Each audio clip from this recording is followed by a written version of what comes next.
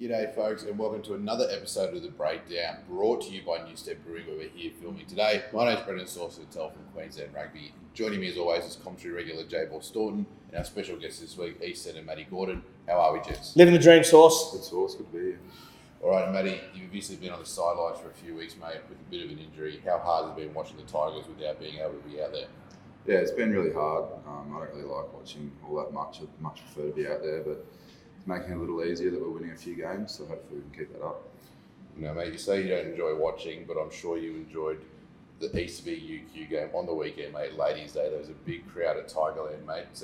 How much of a ripper afternoon was that? Yeah, no, it was good. I got sucked up there pretty early, actually, so I was trying to sneak out and watch snippets of the game, but yeah, it was good.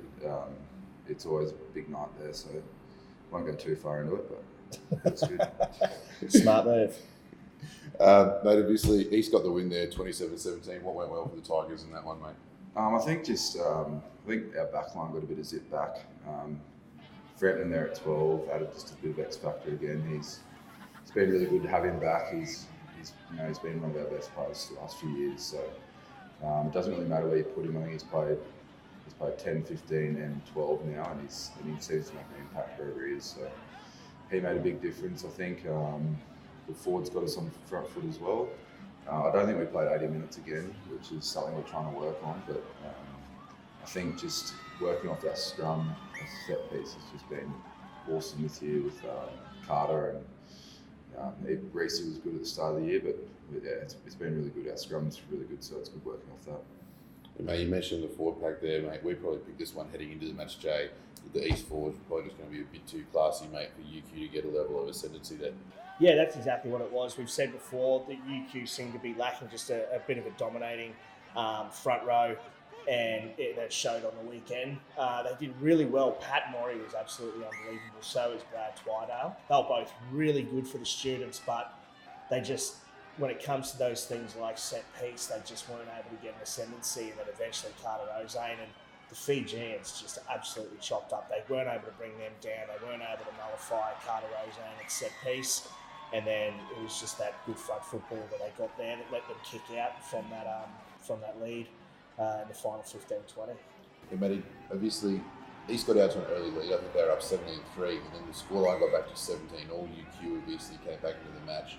Do you reckon playing for a full 80 minutes is still a bit of a challenge for the Tigers side at the moment? Yeah, I think that's probably our biggest challenge at the moment. Had a bit of a talk, me and Sione even had a bit of a talk away from it. Just that 15 minutes either side of each half has definitely been something that we haven't been great at. It's just been, we've always letting teams have a bit of a sniff. I think on the weekend, that was probably a game we could have put away quite early and asserted a bit of dominance through that area, but it didn't happen that way. So it's definitely something that we have to go back to the drawing board and fix on. And mate, there's been a number of new backs get a run in this East back line this year, mate, even while you were still there at inside centre, mate. Who's someone that's come to this Premier Grade side, mate, and their debut this year that's really impressed you? I'd probably say Liam Matanga, our winger. We all kind of knew Liam in Colts and stuff, and he's got unreal footwork, and he's just got that little bit of X factor about him, which is good, which is what you need from your winger. He looks like a winger too, which is nice. But yeah, he's been awesome for us, and he's kind of really bought into everything at the club, and he's a good bloke to have on the team as well, so he's been good. What about Maxie Baker, mate, the best looking bloke in Tigerland? Yeah, I don't know about that. Maxie might tell you that. But yeah, no, Max has been good. It was good to see him get his first crack there. I mean, he went over to England last year and did really well. I think he played a game for Bristol Bears B, which was pretty exciting for him. So it's good to see what he came back with, and he's definitely come back a better player, and he showed that on the weekend. Not only did Max Baker make his Premier Grade debut on the weekend, he also hosted the post-Ladies' Day festivities, so hats off to Baker for a brilliant weekend. Thanks, Max. Yeah, thanks, Max. All right, moving on to our second match of round 10. It was a really tight one between Bondon brothers down at the Gold Coast. The Brethren getting up 35-26 in the end. Jay, thoughts on this one? I think the scoreline was more flattering towards brothers than the actual outcome of the game. Scores, I think, were locked up with about 10 or 15 minutes to go. They were just able to just kick out a little bit and put 2 converted tries on Bond. But Brothers, it's good to see them still being able to consolidate that top spot on the ladder despite not having Harry Wilson, Michael Wood and Fraser McWright. So you can't help but think once those guys get done and dusted there at the Junior World Cup, they should come back and absolutely chop up. But Bond are still looking good despite the scoreline. But Brothers, it's good to see them still being able to kick on despite not having those under-20s boys there. Matty, you guys obviously already played Bond once this season. The Tigers got the win down there, but the Bull Sharks really pushed you in that match. What do you make of their side this year, mate? Do you reckon they could be a real threat at the back end of this season? Yeah, I think they definitely are. They probably look like they might make a bit of a run like last year. Our game this year was really tough with them. They're one of those teams that just never goes away, and I think we were up by 21-0 or something at one point, and at halftime it was 21-0 or something around there, 21-19. So, they're a team that just keeps coming back. They're a really tough team. I think you don't take them lightly. Everyone knows that, and who knows, they could make a bit of a run like they did last year and push for that final spot. They definitely got the quality to do it. Unfortunately, sad news out of Bond camp after the weekend. They got a couple of guys injured, Dan Borman, Kieran Van Brack. Yeah, Patel up in the front row. How do you reckon that's going to impact the makeup of their side, mate? Look, they're 3 really good players. They're 3 of their most influential. Losing Dan Boardman, I think, is pretty big, but Ryan Menzies has shifted into 12 really well. But it'll be interesting to see how they shuffle that. Maybe Joey Fiddick goes into that 13 channel. But in the forward pack, I don't see it being too much of a hit for them because they've got Will Slipper who can come in place at Patello. They've picked up guys like Dylan Rowe. They've got Luke Papworth. They've got plenty of top-grade footballers there already in the tight 5 as well, I guess, throughout the entire forward pack. So it's not ideal, but I think they've got the cattle to be able to placate any fears. I think they've also got Mitch Third will be back soon, and everyone in Clubland knows Mitch. He's an unreal player. Like when he's on, he's one of the better players in the comp. So he could come back. I know when you're coming back from injury, you always want to make a bit of a point too. So who knows? He can come back and give him that extra spark. Yeah, I know Mitch played. I think he played 25 minutes or something like that in the reserve grade game. So we should see if he comes back into Premier Grade this year. But we'll be interested to see how their depth is tested. Because I know this was an issue back when we had the Stingrays in the competition, and I was up there on the sunny coast at the time, and you had Prem grade and you had Prem Colts, and players get pulled out of the local club comp straight into that. And Bonds are sort of the same, where they have that reserve grade level or a Colts 2 level, but then they don't have the size below that in terms of having a 3rd, 4th, 5th grade like you do at an East or a West, where you see blokes come up. There's been plenty of blokes play Prem grade this year that have been playing down in 3rd grade. So it's going to be interesting to see how they react over the next few weeks with a few guys out. But hats off to them. They've been playing good footy. Interesting to see how they go heading into the finals. So moving on to our 3rd match of round 10, it was South v Sunnybank at Chipsy Wood Oval. The Magpies getting up 47-28 in this one. But early on in the match, it was a different story. Sunnybank were in the lead, Jay. What happened? Sunnybank were looking really good. They kicked out to an early, I think, 21-0 lead or thereabouts, and they were looking the goods. It looked like they were starting to fire. They were unleashing that back line, and they started to really put some pressure on Souths. But then that second half, Souths just absolutely went hell for leather. I think they bagged 4, maybe 5 tries in that second half, and they just blew them away. So it was a rather disappointing game for Sunnybank because it looked like they were starting to get over that hurdle. In the previous month's footy, they were looking really good and weren't able to close it out. And it was the same again this weekend, unfortunately. Yeah, I spoke to Josh Arthur at work this week, and he just said it was a 15-minute lapse that sort of affected them. They were up, switch off for 15 minutes, and then all of a sudden South have got the ascendancy and they're back on top. It's a hard one to manage, but you watched Sunnybank play a couple of weeks ago, Matty, in the Rig 2 Cup. There's a few classy backs there, but they just don't seem to be pulling it together for that full 80 minutes, do they? Yeah, no, they've got some classy backs there. They've got Tommy Lucas and McNamara and stuff like that, and they've definitely got that opportunity just to get hot and make a bit of a run. But I don't know. Things mustn't be clicking now this year. I think they need to get back to the drawing board and get back and look at what they got down below and try and get back to a better place next year. And obviously that was the first game under Evan Willis as head coach. Jay, you know Evan well from your time at West, mate. What do you reckon he can achieve at Old Mac Oval before the end of the season? Before the end of the season, it might be difficult. If there's one person that can get players around a cause, it's Evan. He's one of the best blokes you'll ever meet. A lot of players really enjoy being coached by Ev. So, hopefully he can start to do something this year. But at the very least, I think he can at least hold them out for the rest of the season and maybe start afresh if it comes to that. And then hopefully just start to galvanise a club that just has been under the pump a little bit for the last couple of years. But I think if anyone can do it, it's definitely Ev. I think with that game too, I think it probably showed the Souths were a bit more of a threat than people initially thought. Like they had Scotty wasn't playing, the Keeler boys were on a romantic weekend away with their missus, and we had Jaden gone at fullback. So they nearly had a full back line, new back line, and they still put 47 on the Sunnybank. So yeah, well, we spoke about this last week in our top 4 predictions. The Souths team, they're starting to come away with results where at the start of the season you wouldn't expect them to perform. They're looking the goods as we enter this back end of the season. So moving on to our 4th and final match of round 10. It was the match of the round between West and Norths over at Sylvan Rd. The Doggies getting up here 54-13. It ended up being a big scoreline, but up until the 60-minute mark, Jay, it was relatively close. Yeah, it was actually quite a close game. I think maybe a 7, 8 or 9 point lead to the Doggies, and they were able to come away with a 40-point win. So credit to the Doggies. They really struck early with Hunter Paisami picking up a hat-trick early on. But, they were able just to make sure they were able to kick on, which is something that Doggies teams of old haven't been able to do. If they get a lead, they can crumble a little bit, but they are looking legit, and that scoreline is exactly what we were expecting from such a classy outfit.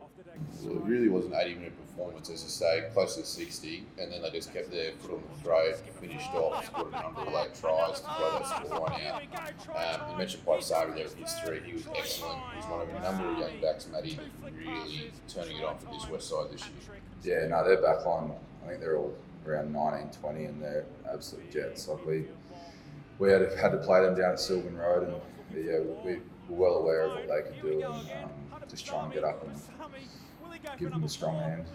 They didn't really work. They got a bit of a run on the start. But yeah, Hunter's a gun. Be nice to see what he can do at the next level at NRC, and I think a couple of other boys might be pushing for that as well. But yeah, it was a good game. Good to see. Even Chido's been playing really well this year. It'd be good to see him get a bit of a run in NRC this year as well. I think he'd do really well at the next level. So there's lots of good young backs in our competition at the moment. Heading into this match, Joe, we probably would have put our money on West, but North's really hung in there, and you mentioned they're just lacking a bit of experience. I reckon that turning point for them was almost when Jordan Luke made that break, went to score in the corner, and as he's hit the deck and gone to reach out again, the ball's knocked on. You felt for the guy, but I think the Eagles probably put their heads down after that event. Look, with my Doggies hat on, I didn't feel for him at all. I'm kidding. Sorry. But no. No, look, I think that it's just a bit of a lack of experience. You've got Connor Chittenden, who is leading the competition in tackles, but is also in the top 5 for things like tries, line breaks, try assists, in 4 or 5 different categories in attack, which is something you wouldn't expect from someone in a team that's languishing down the bottom. But it can't just be the Chido show. He needs some experience, a bit more of a level head inside him. We saw a few weeks ago against you boys, Gordo, when they had Duncan and Matty McGann, and then you've got guys like Jordan Luke, Ressa Matai-Tini, Nick Chapman in that back line. That's a top choice back line. Just right now, that it's just there's only 1 or 2 guys that are really trying to do so much of that workload, and it's nothing against the other guys. It's just maybe a bit of experience. So they'll get there, and they're a dangerous side because when they click, they click.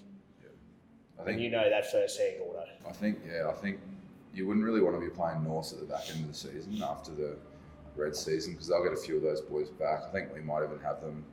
And that when they get that back line together, it becomes one of the harder games in the competition. So look for North to make a bit of a late run and have a few late pushes for a few wins. So, but yeah, they are. When that back line's on, they are nearly the best backline in the competition. So, Tell you what, one thing I've been impressed with, they're investing in some of their young guys coming through as well. Dane Zander, the young prop that's been starting, he came through their cult system. Yeah, played he's Queensland Cup legit. under-19s. Yeah, he's going well. He is legit. And apparently, GB, Glenn Barron, the general manager at North, he told me that after that Jeeps game, the Smith boys came up and just said to him, mate, like, keep at it. You're going really well. They had big raps on him after that match. What would the Smith twins know? How many Super Rugby caps have you got, Jay? Not as many, I'll admit. Better bloke, but. Moving on to our round 11 matches. It's a massive weekend of footy. Kicking things off, we've got the Brothers v South clash at Crosby Park, kicking off at 4 p.m, not 3:20. The two clubs are playing for the first ever Bowler Kefu Shield in memory of Epi Bowler Tai Kefu, recognising the Polynesian community's importance of both clubs. A brilliant initiative from both clubs, Jay. Yeah, it's absolutely fantastic. Whenever you see clubs or the Queensland Premier competition as a whole enacting things like this, it's always a really good thing. It brings a lot more passion, a lot more tribalism. It adds something to the matches. And this one's going to be an absolute belter. Brothers are obviously flying high, but Souths are under the radar, and I think it's only now people are starting to realise just how dangerous they can be. I think Brothers are going to get the job done on the day. At Crosby, their forward pack is a bit more dominant, and I think that's where it's going to be won or lost because they've both got red-hot backlines. But I think if there is a deficiency in the Souths game, it might be in their tight five just because they're missing a few players. So Brothers on the day, but I think it's going to be a big one. And Matty, West v Sunnybank at Old Mac Oval. Judging on the team's form, mate, it's pretty easy to probably get behind West in this one. yeah, no, I think West might win this one and win this one by a bit. We'll see what happens, but yeah, I think West might get the chocolates there. And then we got the intervarsity clash at St. Lucia between UQ and Bond. I know this is a bit of a family affair for our mate Elton, mate, and the coaching staff. Bernstein, who's been playing 10 for Bond. I think that's his younger brother or half brother. So there's a few family ties in there, as well as the fact that it's the two uni sides going head to head. It's going to be an interesting one, mate. Oh, Lewis, this is going to be a spicy one. Definitely is always a big match when these two sides go at it because they both play very similar brands of footy, really high tempo with a lot of width. They like to sing it nice and early. So it'll be interesting to see how they go. Bond are missing a few players. UQ haven't really fired a shot all season. So you've got two sides that the rest of their season could potentially, and the further we go into the season, hinge on one match in this second round, and I think it might be this one. I'm going to go Bond because I just think they've probably got the better squad, and I think they've got a better chance of making a run into the finals, so they might be a bit more up for this one.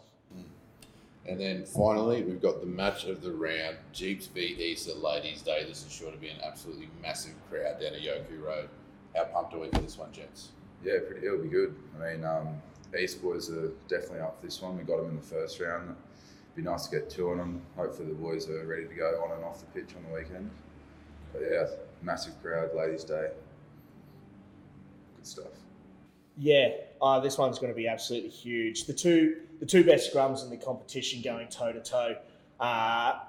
It'll be interesting to see how it pans out. We know Jeeps really rely so much on their set piece being dominant. But last time, as you said, Gordo, you guys played, you got up because your set piece actually probably got the chocolates on the day. But again, there was no Freddie Burke at that stage, so who knows. I'm going to go Jeeps just because it's at home, but this one's going to be an absolute slugfest. With the fact that Freddie didn't play in that last one, and I don't think Michael Richard was there, and a few other key guys for Jeeps, how dirty do you reckon they're going to be heading into this one in terms of trying to get the wood back over the Tigers, mate? Oh, are you serious? Mate, they're going to be so up for this one. They are going to be absolutely filthy at the fact that they got dusted last time on your track. They will be spewing about that, and quite rightly, because, as I said, their whole game plan literally revolves around their set piece. It does. And you guys throttled them in that second round fixture, and they will not be too stoked about that. That's their only loss of the year. So they'll be right up for this one, and they'll be looking to absolutely punish you boys. Now, not only is it a big weekend for the two Premgo sides at Jeeps this weekend, in the lower grades for the Gallopers, we've got 3 guys earning their 100 caps, including our 6th grade mate, Josh Clutterbuck. King of the 6th graders, up your cluts. Make 6th grade great again. So keep an eye out for that one in this week's Queensland Premier Rugby Weekly. But that's it for this week's episode of The Breakdown, folks. Thanks for joining me as always, Jay and Gordo. You love it, Sauce. Thanks, Sauce. All right, folks, make sure for this weekend you get out and show your support for your Queensland Premier Rugby club. But if you can't make it to a match, we've got you covered with all 4 games streamed live and free via redsrugby.com.au. In the meantime, keep an eye on the Facebook page for more grassroots rugby updates.